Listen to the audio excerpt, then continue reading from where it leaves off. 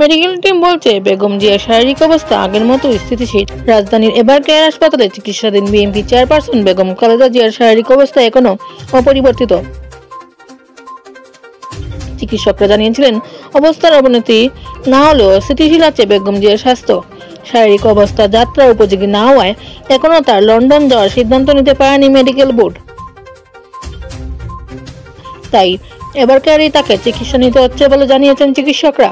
মঙ্গলবার 9 ডিসেম্বর এবার কেয়ার হাসপাতালের সামনে ছিল না বিএনপি নেতাদের ভিড়।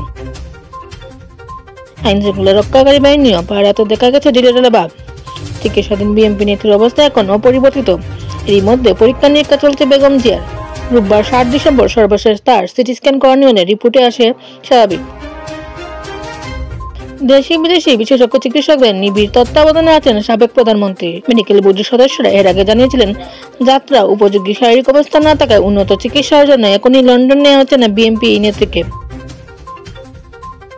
যদিও গত শুক্রবার 5 ডিসেম্বর বুড়ি যুক্তরাজ্যে নেয়ার সব প্রস্তুতি নিয়েছিলেন বেগম জিয়ার চিকিৎসকরা। এদিনই লন্ডন থেকে ঢাকায় পৌঁছে অসুস্থ শাশুড়ির কাছে আসেন বেগম জিয়ার বড় ছেলে তারেক রহমানের সহধর্মিণী ডাক্তার জুবাইদা রহমান।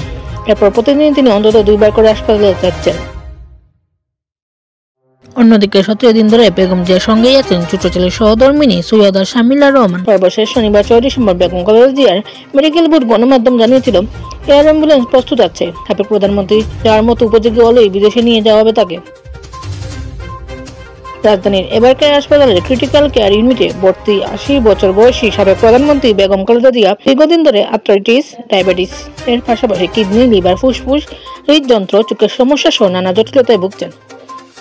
সালমা ইসলাম, দেশ 24 লাইভ, সিলেট।